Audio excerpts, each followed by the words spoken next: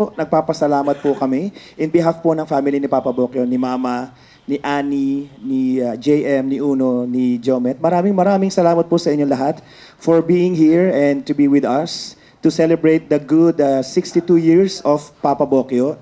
So maraming salamat po. After po ng ating panalangin, we're going to celebrate naman po ang ating Papa Bokyo. Ang magagandang memories, ang mga hindi po nating malilimutang mga pagkakataon na kasama po natin si Papa Bokyo. And before anything else po, at bago tayo magsimula, I would like to acknowledge lang po ang mga importanteng tao. Alam ko pong lahat po kayo ay importante kay Papa Bokyo, but I would like to acknowledge lang po. Andito po yung mga kapatid ni Papa. Andiyan po si Tia Nene. Nasaan po si Tia Nene? Pinapasok ko. Si Tia Nene, ayan po. Si Tia Laga. Nandito pa si Tia Laga? Wala pa. Alright. Si... Asa? Wala pa. Tsaka si Tio Junjun. And in behalf po ni Tio Tony at tsaka ni Tita Bibe, si Ate Ara. Ayan, andyan po si Ate Ara. And of course, yung mga kapatid din po ni Mama, maraming salamat po. Sana matama po ang mga pagkakabikas ko. Wala pong magagalit. Ayan. Ang pinakabata po si Tia Bibe. Ayan. Sabi niya. And then, susundan po ni Tia... Coach naman yan. Tita Sining. Nasaan si Tita Sining? Ayan, yung masipag. Maraming salamat. Ang susunod niyan, syempre, si... Yeah. Ang naka-lipstick pong pula ngayong gabing ito, na nagsasabing siya ang asawa, si Mama. And of course, susundan niya ni Tita Sel. Nasa si Tita Sel? Ayun po. At saka yung si Tita Lina. Ayan. Maraming salamat po. Sa lahat po ng mga apo, sa lahat po ng mga kapitbahay, sa lahat po ng mga katrabaho po ni Papa sa Sangguniang Barangay ng NBBS proper. Maraming salamat po. Sa mga kaibigan at naging kabahagi po ng buhay ni Annie, maraming salamat po. Sa mga kaibigan at naging kabahagi po ng buhay ni Jomet, maraming salamat po. And speaking of that, we're going to celebrate the life of Papa Bokyo.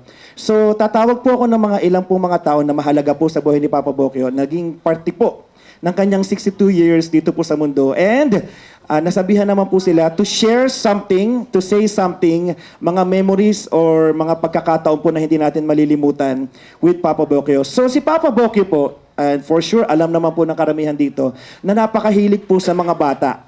Madalas po siyang mag-alaga ng mga anak ng mga pamangkin, kapitbahay at kahit hindi kadugo. Marami po siyang inalagaan. And ilan po sa mga inalagaan ni Papa ay nandito po ngayong gabi. Unahin po natin para po magbigay ng kanya pong mensahe or memories po together with Papa na hindi niya po makakalimutan. Unahin po natin si Caliph. Palakpakan po natin. Pwede ba ako makahingi ng palakpakan sa pinakagwapo?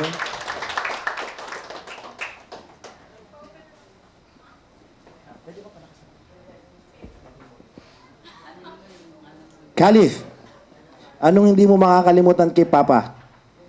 Nung kumanta kami dalawa ng bata pa ako. Anong kanta yung natatandaan mo ba? Una mo, lolo. Huwag kang gali. Ayun ang hindi mo makakalimutan. So, madalas ba kayo magkantahan before? Opo. Okay. So, kung nandito si Papa ngayon for sure, hindi lang po para kay Caliph, hindi lang po sa iilan, kundi para po sa ating lahat. Do you want to say, gusto mo bang may sabihin kay Papa?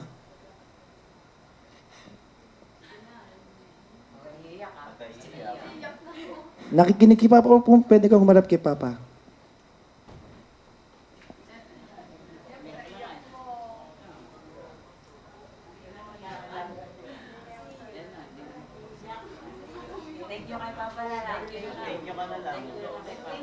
Thank you sa pagkalaga mo sa akin, Papa.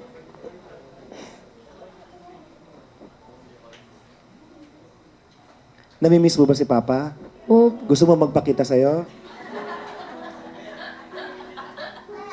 May gusto ko pang sabihin, Caliph? Or palakpakan naman natin si Caliph.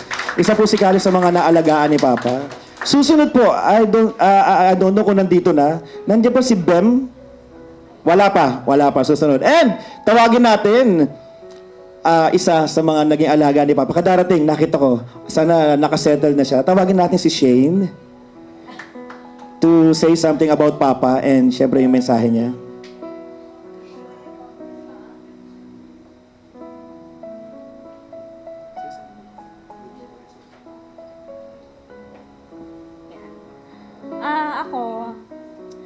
naalala ko kay Tito Bukyo. Ayan. Ano eh. As someone na lumaking walang tatay, di ba? Nandiyan si Tito Bukyo para magmahal sa akin. Nandiyan siya para yung okay lang sa kanya na kapag aalis sila, kasama ako. Kaya, lumaki ako na ganito maayos, ganyan, kasi nandiyan siya para magmahal sa akin, ganyan. Paramdam na walang kulang, na meron kagayang katulad niya na tatay figure para magmahal sa akin. Tapos, naalala ko nung bata pa ako, mahilig kasi sa music talaga si Tito Bukyo, di ba? Tapos, ako kasi, as a Christian, bawal akong kumanta ng mga hindi Christian song. Kasi magagalit si Tita Selly. At ngayon po ako'y, singer na po ako ngayon. Dahil po yun kay Tito Bukyo. Kasi tuwing umaga, magpapatugtog yan siya ng mga music. So, yung mga ganong bagay, na-expose ako dahil kay Tito Bukyo. Yung mga good memories ko sa kanya. Tapos, alala ko nung bata pa ako. Siyempre, wala akong tatay. Nakikita ko yung mga tatay na sinusundo sila or hinahatid sila ng mga tatay nila sa nakabike, nakamotor, ganun. So, si Tito Bukyo, ginawa niya yun sa akin. Nanghiram siya ng bike or something, ganun, para ihatid ako. So, sobrang, alam ko, kinder pa ako nun. So, parang sobrang good memory siya for me. Kasi, nagawa ko siya, isipin niyo yun, wala akong tatay. Pero may ganon, may taong gagawa sa akin nun. Tapos siya din yung, paggaling yan sa fishport, syempre, puyat siya. Pero, magluluto pa siya ng pagkain para sa akin. Tapos, gusto niya yun na, meron akong paboritong niluluto niya, yung isda, tapos omelette na isda, yon. Tapos, excited siya, nasasabihin na siya yung nagluto ako ng ganito, ganyan. Yun yung mga memories ko kay Tito Bukyo. Wala akong bad memories sa kanya. Alam niyo naman kasi, napakabuting tao ni Tito Bukyo, di ba? So yun, thankful ako sa mga bagay na yun. Kasi, isa siya sa mga taong nagbigay ng unconditional love sa akin ng walang kapalit. Yan lang. You want to, do you have message para kay Papa? For sure. I think I'll just sing na lang later. Yes, later. Yun lang. Alright, palakpakan naman po natin si Shane. And as she mentioned po, she prepared a special number for everybody. And now, sa mga hindi po nakakaalam ng story, hihingi na po ako ng permission sa family ni Papa, kila Mama, kila Annie. Si Papa Bukyo po ay for 6 months po, ay from the moment po na na-diagnose po siya with stage 4 cancer, last day po na October 31, isa po sa mga tao po na tumulong po sa magkapatid na Jomet and Annie, and of course kay Mama and kay JM, para mag-alaga po. At pagka medyo pagod na, syempre alam mo naman natin, hindi naman tayo mga robot, mga tao din naman po tayong nakakaramdam ng pagod. Ito pong susunod na magsasalita ay isa po siya sa mga huling nag-alaga. Hindi po ako apo. Isa po siya sa mga huling nag-alaga kay Papa. And last Sunday, sa mga huling hininga po ni Papa, Jomet and I po, in-insist ko po na kailangan makita niya si Papa hanggang sa huling hininga niya kasi siya po yung huling kasama at nag-alaga kasama ni Mama. So, tawagin po natin si Yuen.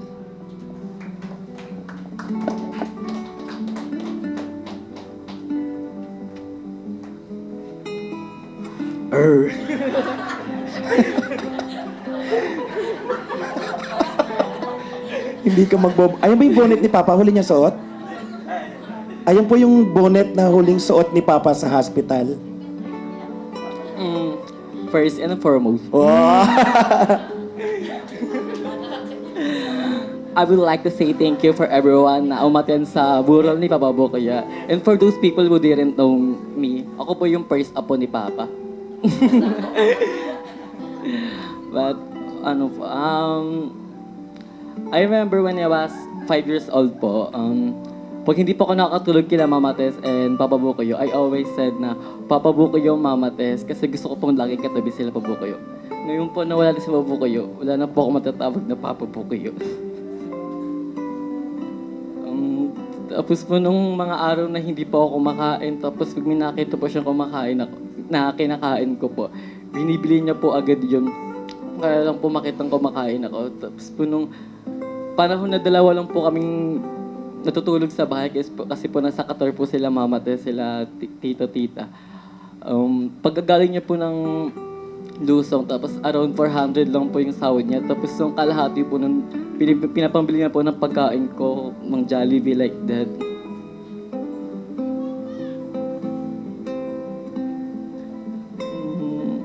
Tapos po, si Papa Bukoy po yung unang tao at unang lalaki na nagsabit ng medal sa akin. Siya po yung tumuyo na lolo sa akin kasi po, growing up, I didn't have grandfather.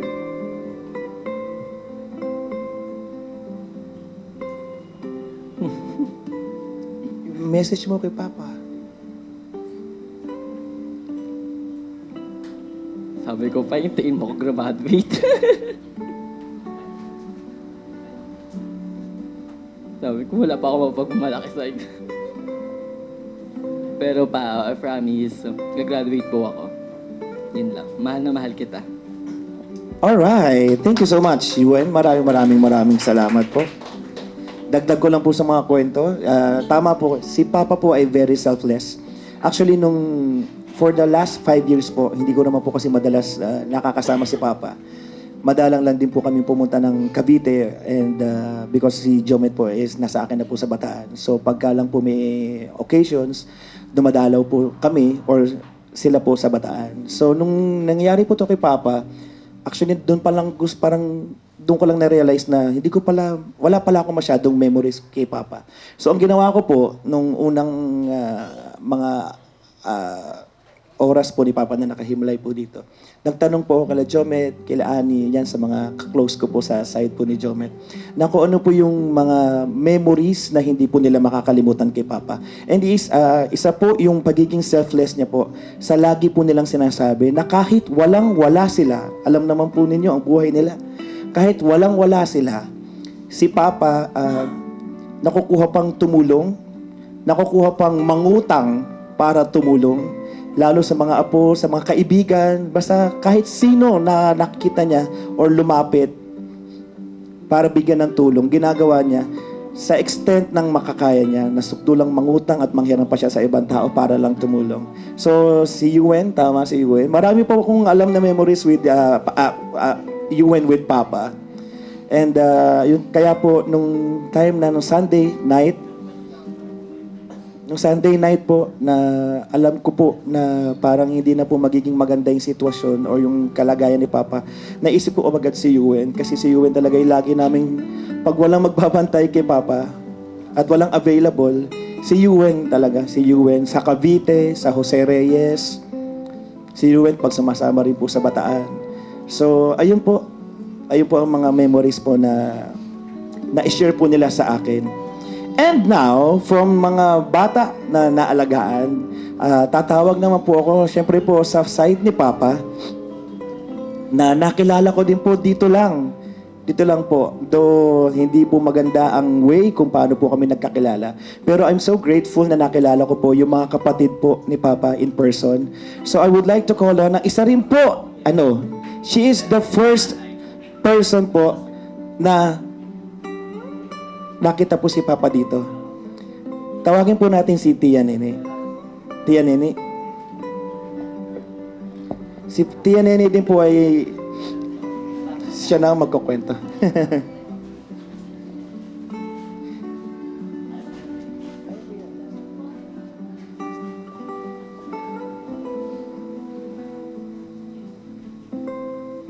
Kaya mo yan.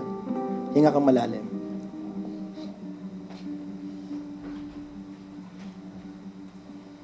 Gandang gabi po sa inyo.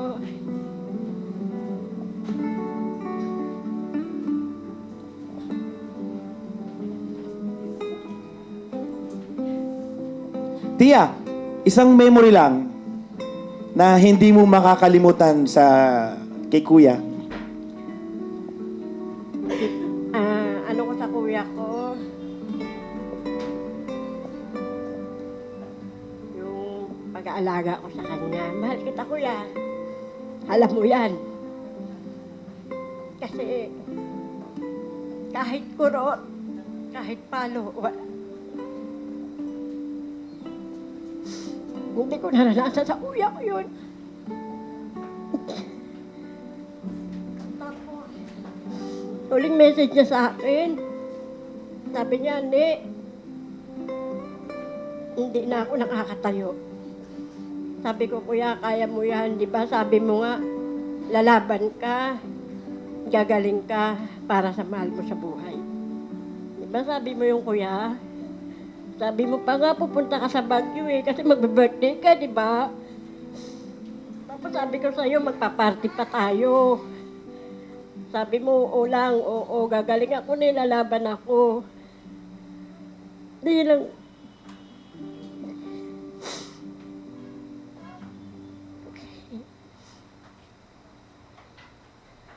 I love you, kuya.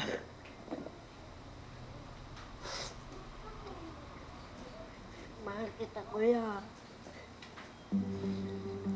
Thank you so much, Tia Nene. Palakpakan naman natin si Tia Nene. Nakalambing ako dyan sabi ko pagsasalitain ko siya. And si Papa po ay may mga kapatid na unfortunately, hindi po makakapunta ngayon. Pero, yung mga kapatid niya pong yun ay nagpakita po ng pagmamahal, ng higit-higit pa, mga mensahe, mga pangangamusta po. And in behalf po ng mga kapatid po ni Papa na nasa Cebu po, I would like to call on Ate Ara, Ara, para po magbigay po ng kanya pong mensahe. And of course, some memories with Papa Bokyo. Nakapaglambing din po ako sa kanya, sabi ko, Ate Ara, magsasalita ka.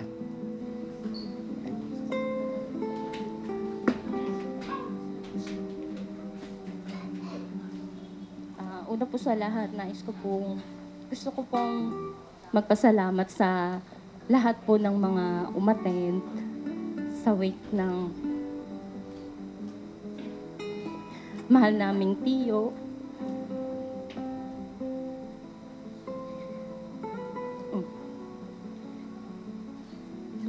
Lubos po naming maaalala kung gaano niyo siya minahal.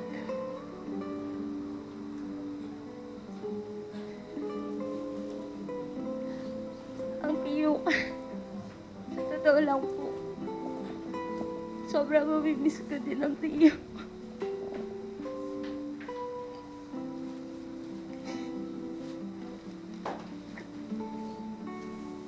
Siya po kasi yung naging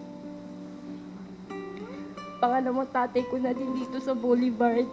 Mula nung papa ko kasi tumira na sila sa Cebu. Lahat ng mga kailangan ko, lahat ng tulong, hindi man sa financially, pero physically, kapag kailangan siya, nandyan siya. Lalo na kapag si Papa, kasi po hanggang dikit talaga sila ng Papa ko, dalawa lang silang magkapatid na lalaki.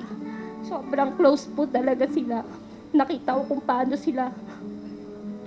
sila magmahalan. Kaya isang tawag lang ng Papa ko sa kanya, nandyan talaga siya. Sobra yung presence na pinapakita niya sa amin kapag kailangan namin ng tulong niya. Lalo na kapag nung nanganak ako, nung nagkasakit yung anak ko na ospital, lagi sila nandiyan, si Ate Tess, si Tia. Sobrang supportive. Kaya po, sa lahat po talaga ng family Illustrissimo, sobrang thank you po sa inyo kung paano yung minahal yung tiyo ko. Kung paano nyo siya winelcome sa pamilya nyo. Kaya po, habang buhay, tatanawin namin yung utang na loob na nandyan kayo palagi para sa kanya.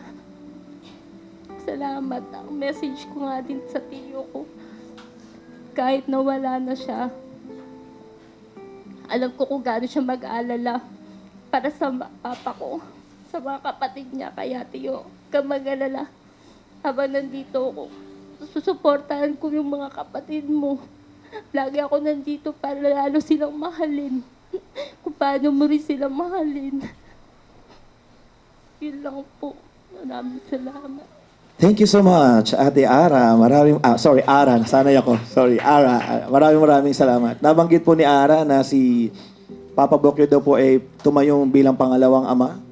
Kasi ganun din po ang mga narinig ko from Annie and Jomet na si Tito Tony po ay malaki po ang naitulong sa buhay po ng magkapatid.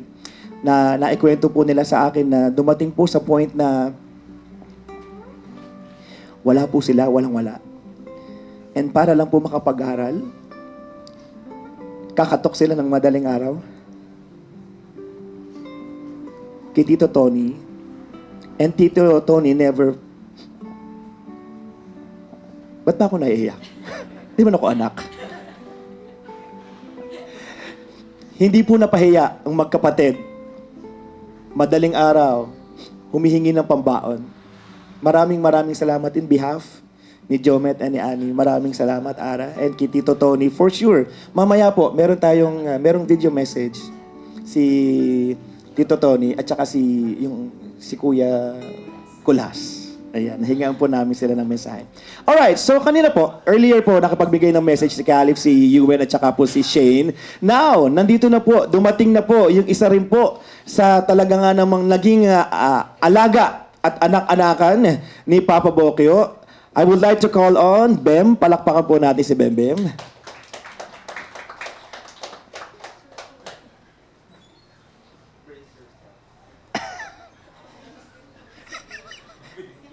Ha?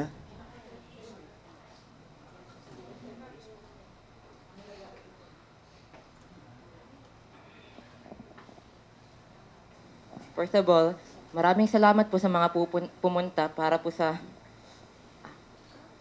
lamay po ni Papa Bokyo na mahal po natin. At lagi po ako thankful sa kanya at lagi ko po siya love na lagi niya, at kasi titulungan niya po ako lagi kapag nahirapan po ako sa school at yung mga saan ako nahihirapan sa buhay ko. Lagi po siya nandun sa akin nung nahirapan po ako sa buhay ko at lagi niya po ako binibigyan ng advice.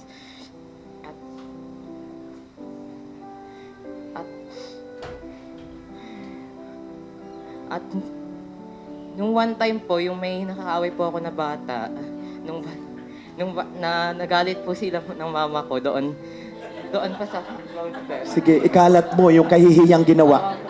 Sige, ngayon mo talaga napili na ikalat yung kahihiyan. Sige. Hindi mo na mababawi. Ito, nag-aabang na ang lahat. yaman na. Oo, wala na tayong magagawa. Hayaan talaga natin. Sabi mo kanina, binubulong mo, Kuya Chris, hindi ako prepared. Hindi ka pa prepared niya na. Hindi nga talaga ako prepared. Sige, game. Diretso na. Sila Papa Bokyo po at sila Mama Tess, yung pinakaunang pong tinulungan po kami ng mama ko nung nag-away po yung mama ko at yung ama po at yung papa po ng sinaktan ko po na bata. Hindi ko sabihin? Itago natin sa pangalang. Hindi ko sabihin pangalan niya kasi hindi na kami nag-uusap. Pero Malalim. basta hindi pa din siya nag-sorry sa akin. Ano? Wait lang. Ano? Hindi? Hindi pa din siya nag-sorry sa akin, nag-apologize. Nag-apologize sa Sorry.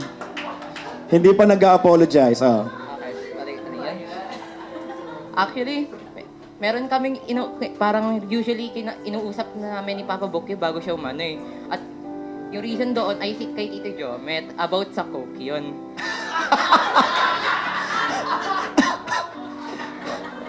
Pangalawa, okay. Coke. Pangalawa. At one time, yung nadapa ako, one time yung tumalon ako na natanggal yung ngipin ko, one time yung bata ako, nandoon din siya. At nung nangyari yun, tinatawanan niya ako kahit parang last year nga lang yung last time na nagkita kami, tinatawanan niya pa din ako nung nangyari nung nag-Ironman ako at naningipan ko ng bata ako eh. Pero kahit kung titawarin niya pa din ako almost every time at nag-uusap kami, mahal ko pa din siya at mahal niya pa din ako at lagi nandoon siya sa atin at kahit kung wala na siya, believe ko na nandito pa din siya at binabantayan tayo at hanggang ngayon, love ko pa din siya at hope ko na love niyo din siya hanggang namatay siya. Ay lang ko yun ko. Oh, teka lang, wait lang. Wala ka pang message kay Papa. Message, kausapin mo si Papa. Sige na, message ka. Ayun, si Papa. Ayun. Oh, anong message mo kay Papa? Pa, alam mo yung Coke? Wag kahit Okay, sorry. Okay, sorry. Okay, sige na. Tagal kasi. Wala eh. Yung kami, inano. Alam mo yung shake? Hindi rin. Oh, sorry. May moment na nga ako. Okay, sorry. May moment na daw siya.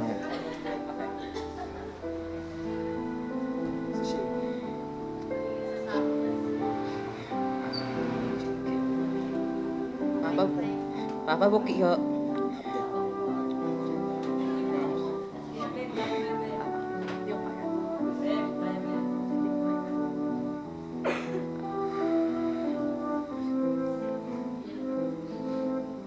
Even though na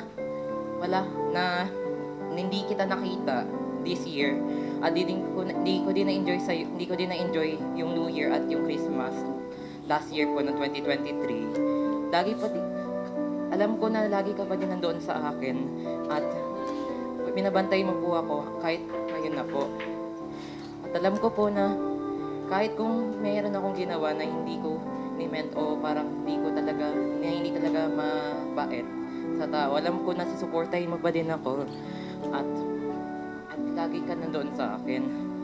At maraming salamat lang din po ako na nung bata po ako na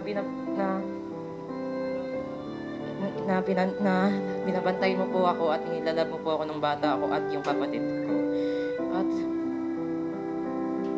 At lagi po akong salamat sa iyo na kahit hanggang ngayon na nahihirapan ka, ni-endure mo pa din para hanggang ngayon. At lagi po akong salamat na kahit minsan lang tayo nakikita last year, na mahal mo pa din ako. At ayun lang po. Alright, palakpakan naman natin si Bem.